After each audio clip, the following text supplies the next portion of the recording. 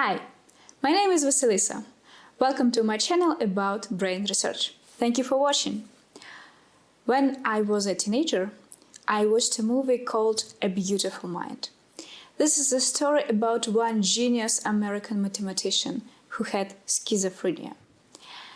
And this movie illustrated very well that there is no differences in perception for the patients with schizophrenia, for the perception of hallucinations or experiences of the real life.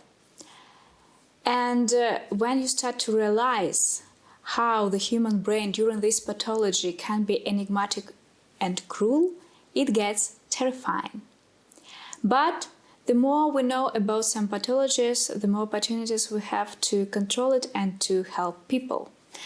And my today's guest is a famous professional in this field. My guest is Dr. Jesús Ramírez Bermúdez. He's a neuropsychiatrist from the National Institute of Neurology and Neurosurgery of Mexico.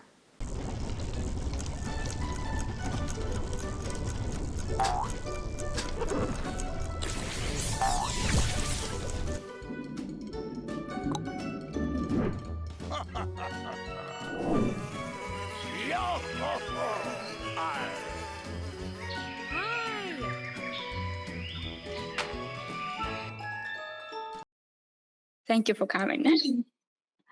No, thanks a lot to you. I'm pleased to be here to talk about schizophrenia and perhaps another forms of psychosis. Can you please explain what's the difference between psychosis and schizophrenia? Yes, of course. So perhaps we can go into the example that you were sharing, the example of John Forbes Nash, the famous mathematician and Nobel Prize in economy, I think, that that suffered from schizophrenia. So as you were saying, he suffered from several symptoms like hallucinations and delusions, and even some really disturbing behavioral problems, no?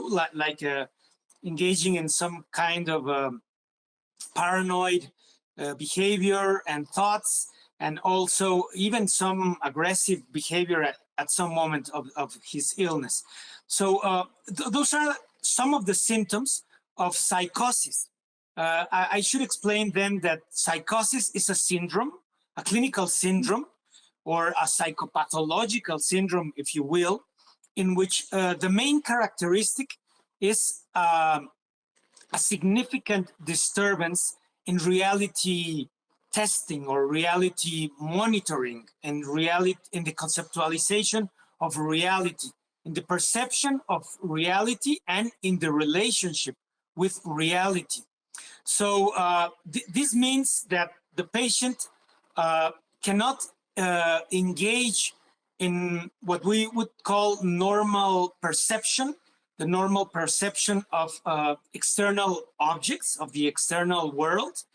And instead, the patient suffers from different forms of hallucination, most typically auditory hallucinations.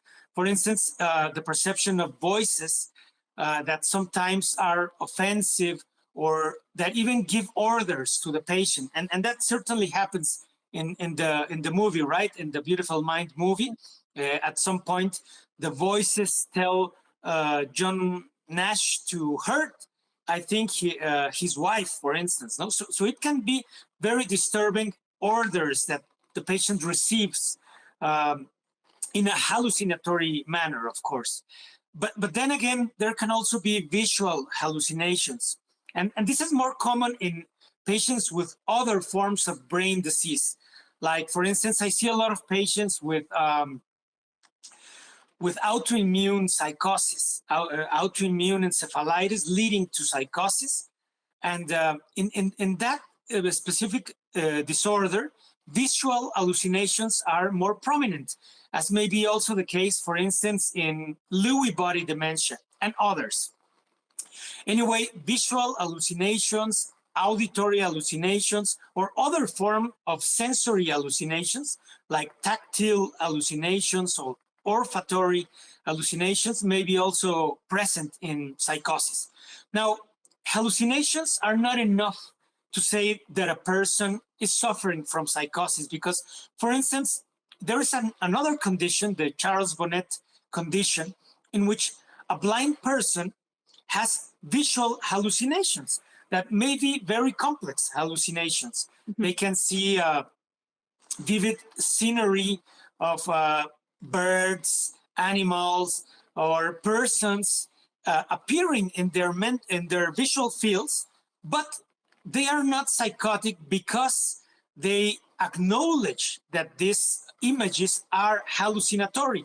So they don't mistake these images for real objects in the external world. So they know the difference. And this is important, because then the problem of psychosis entails a problem in reasoning, or a problem in the rational capacities of the subject. And this takes us to the second symptom that we need to discuss, which is the problem of delusions.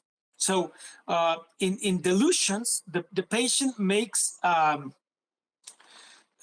false statement about the world or about himself. For instance, some patients may have paranoid delusions, thinking that someone for instance, in their own families is trying to harm them. For instance, I have a lot of patients that reject food because they think that they are receiving a poison. So that would be, for instance, a kind of delusion. Of course, the clinician needs to be sure that the delusion, that the statement is not true, right? Because it can be the case that someone is trying to poison you. So we don't take the statements at face value, but we need to make some research with the family, with friends, with the patient. And sometimes the delusions themselves are, so to speak, impossible. That was one of the original criteria that were offered by Karl Jaspers, a famous philosopher and psychiatrist that made this wrote this book, the General Psychopathology. And he said that delusions then had these characteristics of being impossible. No, for instance, some patients will say that they in a silver star in the Middle Ages, and they landed in Australia, and then they came by walking all the way from Australia to Mexico, no, across the Pacific Ocean by walking. So in that case, the content of the delusion itself is enough to say that the content is false, as it cannot be true on common ground assumptions, right? Unless everything that we know about science is false, no? Which can also be a possibility, but I don't think it's more often the actual truth. So, well, just to summarize, in delusions, the patient makes a false statement about the world or himself or herself, but also there is a very strong conviction, a very strong belief. So as you were saying previously, delusions can be terrifying because the patient is not amused by these beliefs, as would be the case, for instance, of an artist, a poet, a novelist that can create imaginary landscapes or stories. But actually, for instance, I don't know, Tolkien knows that all his world is an imaginary world, no? The Middle Earth and the hobbits and everything. He himself is perfectly aware that it is an imaginary landscape, but not in the case of delusions. So I will tell you an example. No, a patient of my own was a man and who was 82 years old. And he believed that his wife, who was 79 years old, was engaging in she was being unfaithful to him with three men who were young men in their 30s, and they were having orgies in the living room, in the kitchen, and all parts of his house. So he was really angry with the wife, and he even hit her twice. And that was the reason why the relatives, the sons of the couple, took him to the hospital because of the aggressive behavior. So by pointing to this example, I'm sorry, you had a question. Yeah, please. Yes, immediately. Just because patients with psychosis and as a consequence with schizophrenia cannot distinguish the real facts from the false facts, how does this first meeting with a clinician or with a psychiatrist happen? Who takes care about them?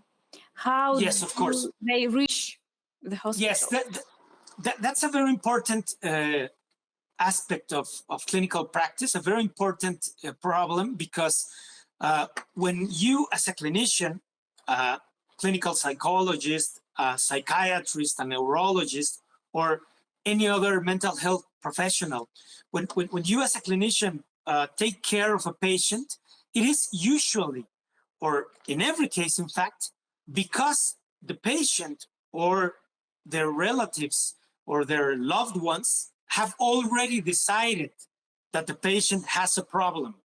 So then the patient is brought to the hospital because the loved ones or the spouse or the patient himself or herself decided that there was a significant mental health problem or a physical health problem. Sometimes they don't have a precise conceptualization of the problem, but they think it is truly problematic, the behavior. For instance, the aggressive behavior in the case I was sharing. No? So in that example, the patient truly believes that his wife is being unfaithful, and he really is having this aggressive behavior that is truly dangerous. So this takes us to one of basic concept from Jerome Wakefield, which is that mental illness can be conceived as having a harmful dysfunction, a cognitive or mental dysfunction leading to a harmful behavior for the patient himself or herself or for others. And it's important to keep that in mind because often psychiatrists or other mental health professionals are accused of pathologizing normal behavior. So that's an important critique, and we always have to take it seriously. But then, just to finish this initial statement about psychosis, it is then a clinical syndrome that can be due to many causes. It entails a significant failure in reality assessment, leading to sometimes a harmful behavior or a dangerous behavior, sometimes a dangerous behavior for the patient themselves, not necessarily aggressive behavior. It is not common that patients have aggressive behavior, although they can have aggressive behavior. But for instance, the patient can reject completely food and beverages, and then that can lead to an important health issue for the patient. So those are examples, no? But anyway, psychosis is a syndrome. It can be due to many causes, and one of the conditions, perhaps the best known condition, is schizophrenia. Now, we will talk more about schizophrenia, but I should say just that to diagnose schizophrenia, we need many times to rule out other diseases that can lead to psychosis. You've just mentioned that it is not obligatory that the patient will express this aggressive behavior. And my question is how heterogeneous or homogeneous psychosis could be? There's a lot of the diversity. There's a lot of heterogeneity inside this diagnosis. Aggressive behavior can be one of the signs that are present, but more often it is not present.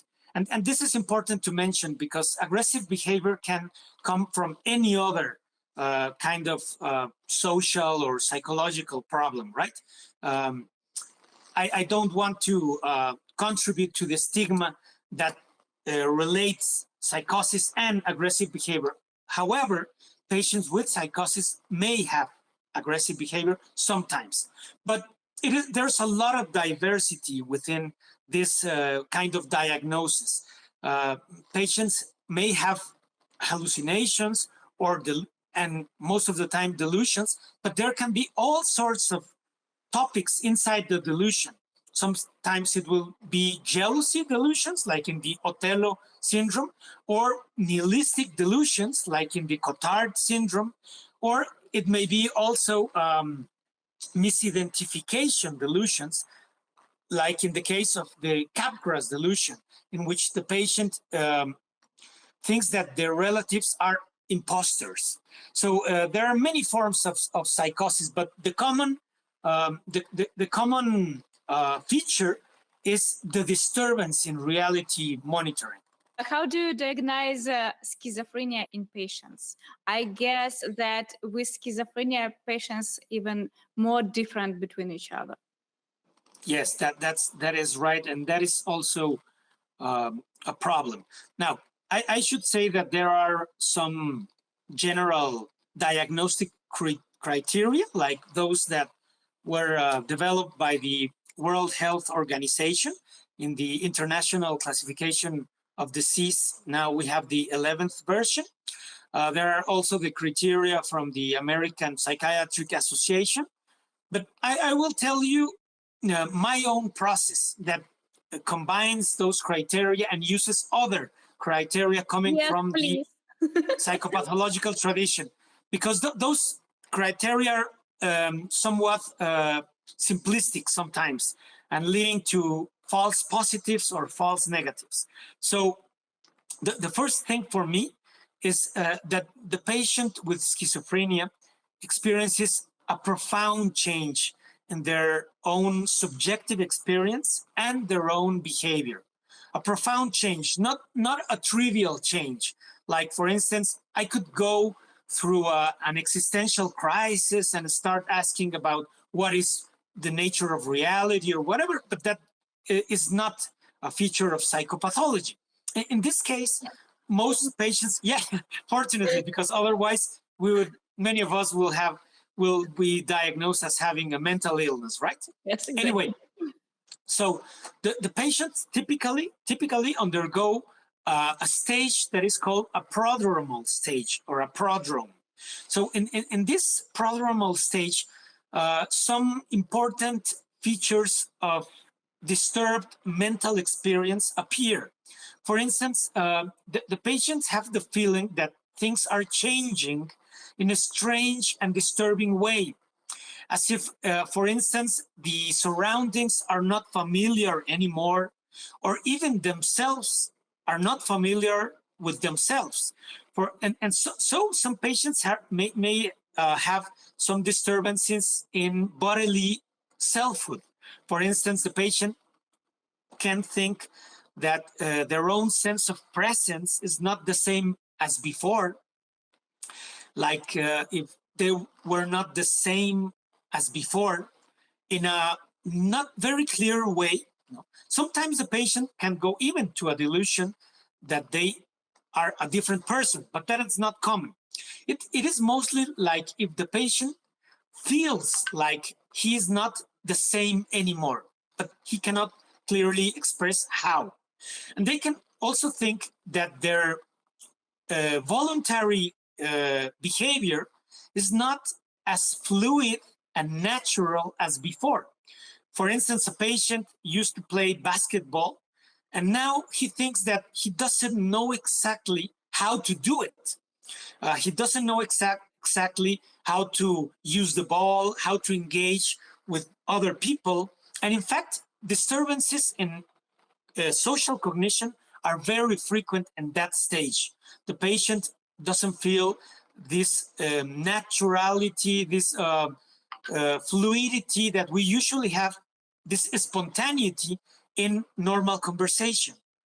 So these are some symptoms that may be present in the prodrome. But I think you had a question or a comment?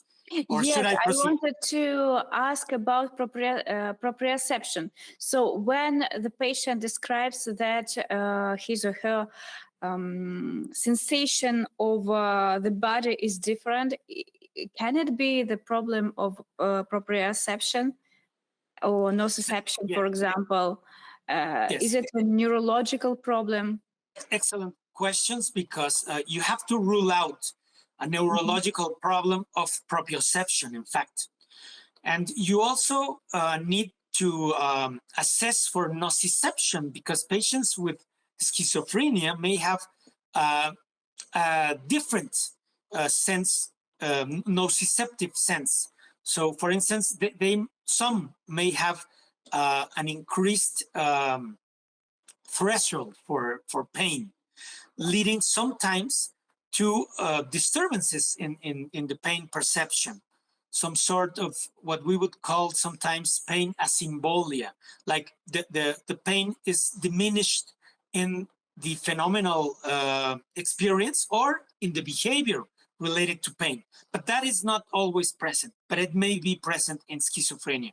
So certainly you need to rule out proprioceptive features, and nociceptive features may be present. But in schizophrenia and in the prodrome itself, it's not exactly a proprioceptive problem. More often we can call it a problem of agency, which is the subjective awareness of your own actions. So the patient may feel as if their own actions are not being guided by themselves, as if their own actions are not being decided by themselves, but by others. So this leads to the transition to psychosis, in which one of the most common forms of delusion in schizophrenia is the delusions of control. So the patient will state that they will state that they are not in control of their own behavior, of their own voice, of their own thought, of their own bodies. And this can take many forms. For instance, a patient used to say that he could not write by himself, but instead a demon was controlling his writing. So there in the clinical space, he would start writing, but he would say that that was not his actual writing, but instead the writing of a demon that had taken possession of him. So the patients can make delusions with many different contents, but this is a common feature. Sometimes they will say that a witch or a demon or a previous relative or a previous lover is taking control of their minds and bodies and making them do stuff that they don't want to do. For instance, a patient would go into a classroom where I was giving a class to my students, and when I asked to the patient why he was coming into the classroom, he would say that he didn't decide it. Someone else decided it. So this kind of control delusions are very common in schizophrenia, and in fact, they were proposed as diagnostic criteria by Kurt Schneider, that was one of the most important clinicians in the history of the concept. Now, there are other important features. So regarding delusions, control delusions are perhaps one of the most important ones. Now, regarding hallucinations, yeah, I'm sorry, Vasilisa, please ask question. It's okay. It's absolutely normal. Yes. Is it true that patients with schizophrenia cannot feel pleasure? No, I don't think that's true. They can have pleasure in many forms, but perhaps it is true that many patients, when they are very psychotic, can have a disturbance in the normal hedonic capacities, the capacity to feel pleasure. So sometimes it may happen, and also in the chronic stages where so-called negative symptoms predominate, many patients can have features of apathy or anhedonia, and they can, in fact, have a reduction in what we call reward-seeking behavior and in the experiences of pleasure. But it is not a necessary feature. It may be present. Thank you. So what are other necessary Yes. features? So another one of the most classic features are the hallucinations, right? So the hallucinations can be in any sensory modality, but mostly they will appear in the auditory modality. For instance, hallucinations of voices that are human voices, of course, that are calling the patient and telling the patient many different messages, verbal messages. So they can be regarded as verbal auditory hallucinations or verbal hallucinations. Sometimes the patients hear that there are many voices. They can be male voices or female voices, and usually they talk to each other. The voices comment things between themselves, ignoring the patient sometimes, or giving orders to the patient. And often they will comment the behavior of the patient, usually in a negative manner. I mean, they will be offensive towards the patient, or they would criticize the behavior of the patient in a very disturbing way, because they can make jokes about the patient, they can make insults to the patient, or, as I was saying before, giving orders to the patient. Sometimes also I should clarify that the experiences can be very pleasant. Some patients will have mystical experiences or experiences in a creative manner. So that is also part of the illness, and it's important to point it out, because when you make a psychotherapeutic work with your patient, you need to separate the harmful aspects of the illness, but also the meaningful aspects of the illness that will allow for a psychotherapeutic process. And that is very important, because otherwise the patient can feel very depressed, when you give them the diagnosis. So it's an opportunity also, as any other illness, right? I mean, if you have diabetes, it is an opportunity for improving your nutrition, for instance, or making more exercise. So perhaps when you engage in the clinical field, you need to separate the aspect that could lead to a positive therapeutic relationship. But anyway, psychiatrists are often consulted because they need to deal with the dangerous, problematic, distressful aspects of the illness. So hallucinations are an important topic. Yes. Is it normal when we talk with ourselves? I think actually that everyone does it. And in this case, when we are talking with ourselves, is it a hallucination or it is not? That's an excellent question.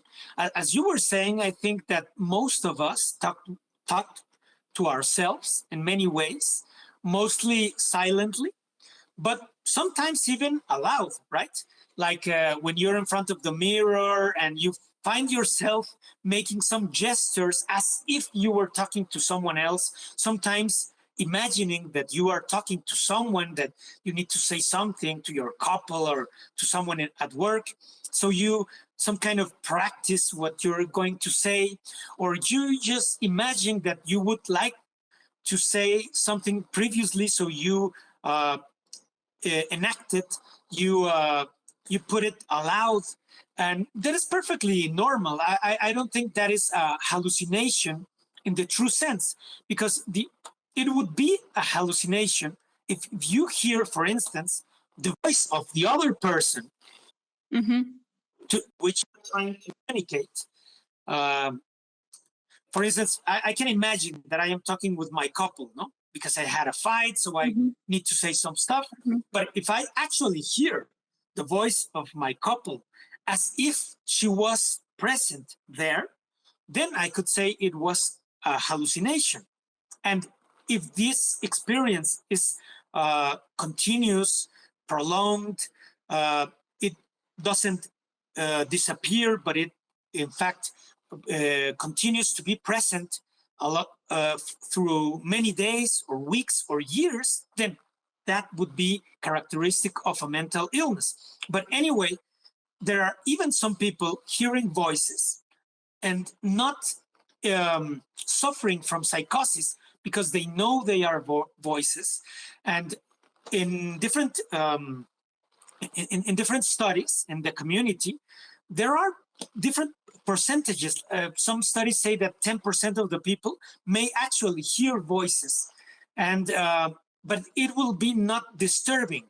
So I would go back to our previous definition. If I think that those voices are real and I engage with them, and I am not able to differentiate between real voices and hallucinatory voices, that would be a symptom of psychosis and possibly schizophrenia. But then to diagnose schizophrenia, we still need other features. One of the most common features is what they call disorganized thought or conceptual disorganization. And this is not so easy to explain, but usually when we communicate, we understand each other's, right? I mean, we make statements that are understandable for others. And sometimes we don't understand clearly what we're saying, but we can explain, no? So for instance, you will tell me more about the voices, or tell me more about the delusion. So I will try to explain. And we normally reach a level in which we feel that we are understanding each other, explaining to each other. And those are the features of a normal verbal communication. But in the case of conceptual disorganization, we have the feeling that we don't understand what the other people is saying, and the other people doesn't understand what we are saying. So when we analyze actually the verbal discourse, we find that there are many grammatical errors, many logical errors, many problems in semantic association. So for instance, the patients may be doing indirect associations. So they are connecting things that we usually do not connect. No, it's like in metaphoric thinking. It's very close like to poetry, actually. Yes. Exactly, like a metaphorical thinking. You know that in poetry we will use those resources, no, metaphors and other resources to convey more profound meanings, or meanings that cannot be said through literal sentences, right? So it is something like that, but the difference is that in the case of poetry, the poet can explain why they are using those metaphors, and it can be discussed on a level of rationality what those metaphors signify or mean. And the poet is doing it with a clear consciousness of their own process, even if sometimes they cannot explain fully how they came about with this specific figure of speech.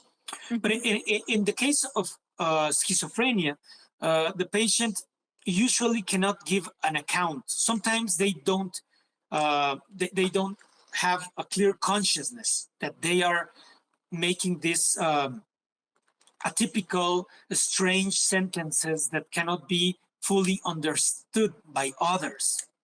And this leads us to a fourth dimension of analysis, which is the cognitive dimension. And I think this is very important, although it does not appear in the American Psychiatric Association criteria. And this has been a criticism towards those criteria, because initially, even before the concept of schizophrenia, Emil Kraepelin in Germany coined the diagnosis or the term of dementia precox, like a form of dementia that was appearing in very young people, right?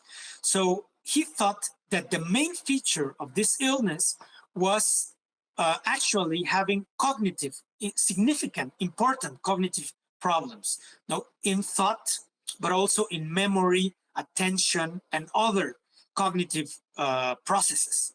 So an extensive body of research led by neuropsychologists and cognitive neuroscientists has informed us that most patients with schizophrenia have significant cognitive problems, even before they receive medication. Yes, please. So I wanted to ask you about age of the patients. The first episode of psychotic experience generally observed in the adolescent time and sometimes in the childhood. So first, the facts. The fact is that most people with schizophrenia will develop the illness during their late adolescence and during their youth. I mean, most cases will start between 20 years of age until 30 years of age.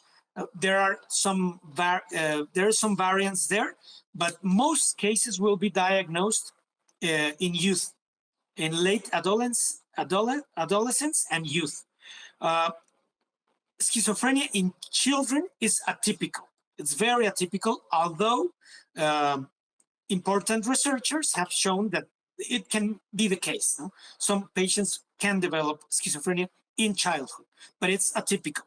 And it is also atypical for persons to develop schizophrenia above, for instance, 40 years old. No?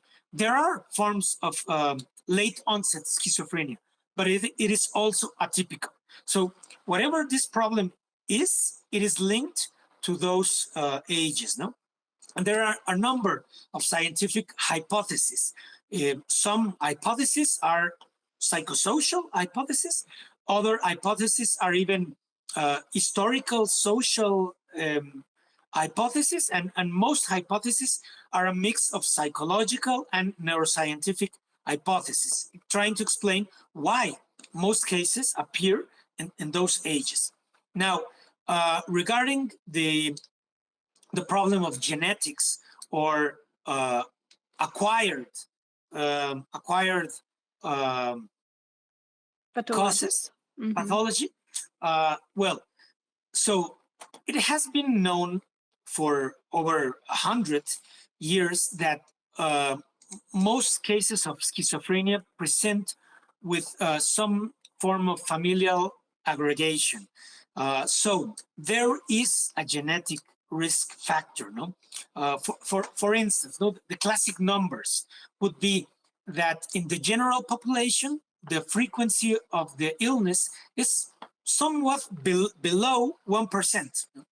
But if you have a first degree relative, then your risk is about 10%. And if you have, for instance, if your two fathers, your father and your mother your two parents have the illness, then the risk is about 25% grossly. And if you have a monozygotic twin, then your risk is about 50%, in some studies even above, 70%. There are some variability in those numbers, but what we can see is that the closer that the genetic pool is, the higher the risk becomes. So that is an important feature. The numbers vary somehow, but this figure remains all around the world. There are studies in Taiwan, studies in China, studies in Latin America, in the US and Europe, and all around it is mostly the same. Now, the problem is that a specific genetic cause, like an abnormal gene, a mutation in a gene, has not been identified, as happens in other genetic problems, like Huntington's disease. No? In Huntington's disease, you can say that there is a mutation in a specific gene, not in schizophrenia. However, there are some genetic disturbances, like disturbances in the 22 chromosome that are linked to an increased risk, like 10-fold or 20-fold or even 50-fold risk of having schizophrenia. So I would say that the genetic research is underway.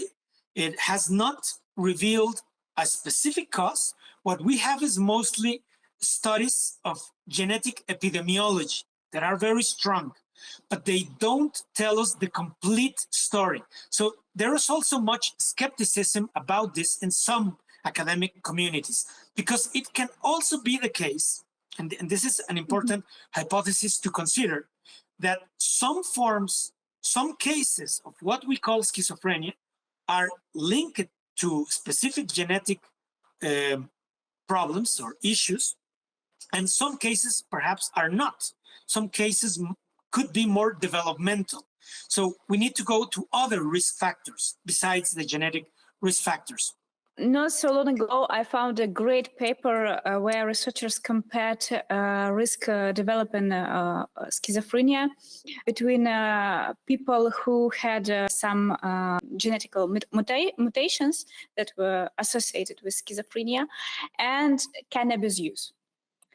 And they found that the cannabis use increases the risk to acquire schizophrenia twofold, fourfold higher, depending how often people smoke cannabis-based substances.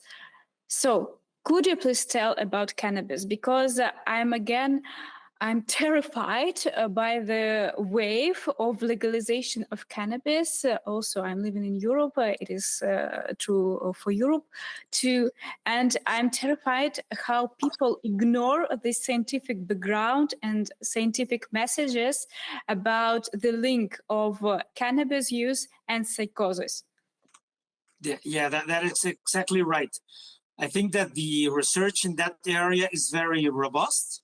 So you can actually say that the use of cannabis, mainly the chronic and intense use of cannabis, is linked to an increased risk, a twofold, fourfold. In different studies, there are different numbers in different studies, but it increased significantly the risk of having a psychotic episode, the first psychotic episode, and more specifically, schizophrenia. So my message there would be that it is very important for societies to consider this risk factor, mainly because it has been seen that the early use of cannabis in adolescents, in young people, is linked to this problem.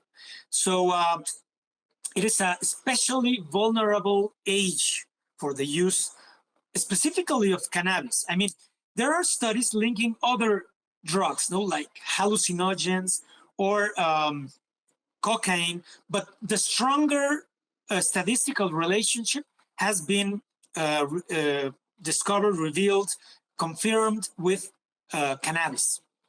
So that is another important risk factor. Now, there are other environmental or developmental risk factors. Some are related to even to the intrauterine stage of development. The second trimester of pregnancy, different in the second trimester, different diseases, like for instance, infections by influenza or other illness diseases of the mother, confer an increased risk of having a child with schizophrenia. So Wow. that is an important factor. Also, obstetric problems during the delivery of the child have an important statistical relationship with schizophrenia. So we have the prenatal risk factors and the perinatal risk factors, and the genetic risk factors, and we also have the, of course, the use of cannabis. I just recalled a story of Nietzsche. Nietzsche also was diagnosed, also had schizophrenia, and as I found in literature, his psychiatrist linked his disease with the very painful for him experience, seeing cruel attitude to the horse in the city. So it was very traumatic experience for him, which triggered later psychotic episodes. And now my question about cruelty. What is the role of cruelty causing schizophrenia? Yes.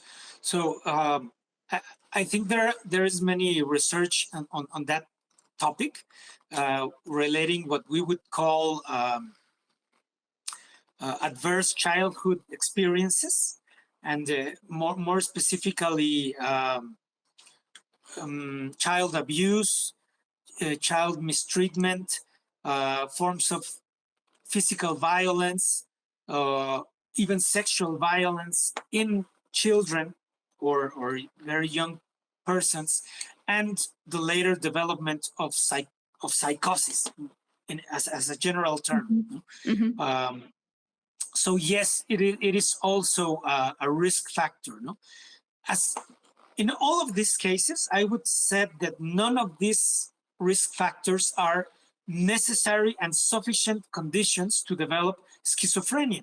It looks like schizophrenia is a multifactorial condition in which you can have a developmental problem, perhaps linked to prenatal or perinatal problems or genetic risk factors, and then the adverse child experiences or the child abuse, the psychological trauma, the experiences of psychological traumatic experiences in early ages can interact to form this specific clinical problem, no? With these specific characteristics. For instance, some authors have thought that the content of the delusions and the content of the hallucinations as being negative, offensive, and criticizing the patient can be related to this traumatic experience. The traumatic experience, and it is a plausible hypothesis, no? So I think we need to bring together all these risk factors, all these sources of analysis and research, and we need to engage in a multidisciplinary research, no? Because sometimes we see research that is coming only from the field of neurobiology or only from the field of psychology. Putting and I think we need to bring them together. Yes, I agree with you. And schizophrenia is not a pathology of one gene or one protein or one network. currently like 5 hypotheses exist which try to explain the pathology, the mechanisms of this pathology. Actually, which of them is your favorite? Do you prefer more dopaminergic theory or glutamatergic theory? Yes, as I said, no, I think we don't have a strong unified theory linking all the facts together. But my guess, by looking at the scientific evidence, is that there is a genetic risk. There are developmental problems linked to prenatal, perinatal, obstetric, and early age risk factors, leading to different kinds of neurodevelopmental problems, probably at the level of neuronal migration. No? As you know, neurons have to migrate during the prenatal development. So there might be problems in neuronal migration, leading to what we call abnormal synaptic pruning.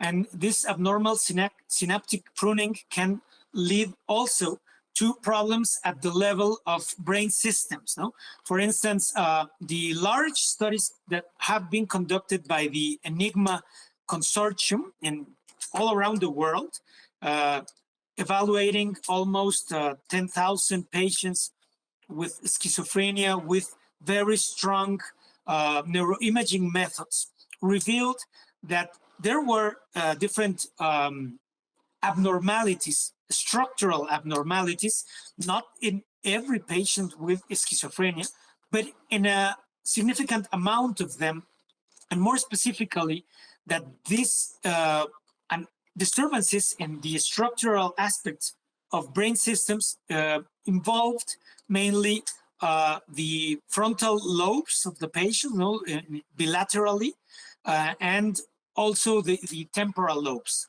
specifically the hippocampus, the amygdala, the lateral temporal cortex, and the medial frontal cortex seem to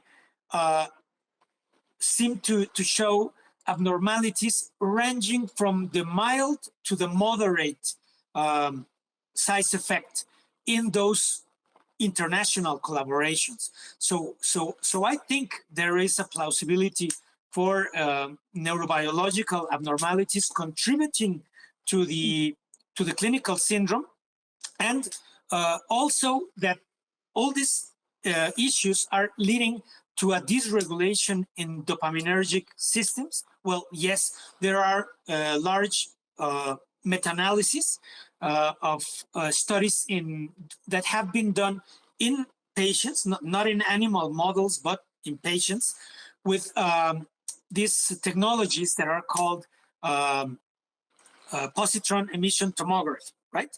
So the meta-analysis shows that an abnormal synthesis in dopamine, an increased synthesis in dopamine in the striatum, which is a subcortical part of the brain. In that area of the brain, there is an increased synthesis before or in the transition to psychosis in patients with schizophrenia. So that is I would not even call it a hypothesis, but a fact, that has been shown by research. But my warning is that all these facts that we are putting together are facts that have been shown at the group level. When we compare groups of patients with schizophrenia against groups of healthy people or people without schizophrenia. So it is quite possible, though, even that some patients do not have that abnormalities. So that is why none of these are diagnostic markers. So, and that is why also there are still some controversies around this clinical problem, that there is not a consensus to call this a neurological disease. No, it is still considered a psychiatric or a mental illness, and with strong neurobiological facts and all sorts of neurocognitive and clinical facts. But I think that the most honest picture is to say that it is still under research. And my particular take is that perhaps it is a category in which we can see many different kinds of problems. No? Some will be diseases, even genetic diseases, and other will be perhaps more forms of neurodivergence, no? Like they call, or psychological diversity, perhaps. Unfortunately, we don't have much time, but it is a great pleasure to talk with you. And you mentioned autoimmune psychosis. I think we need to schedule another meeting where you will tell about autoimmune psychosis and where you will tell about melancholia creativa. Right? So I'm eager to hear about your book. But for now, please tell which 3 things help you to stay so enthusiastic, energetic in this field, because neuropsychiatry is a quite hard profession, because each day you're working with someone's pain. So what helps you to stay so vivid and alive? 3 things. Okay, I will say 3 things about this and related specifically to psychosis and schizophrenia. No? The first message, the first message would be for the patients or for their relatives, no?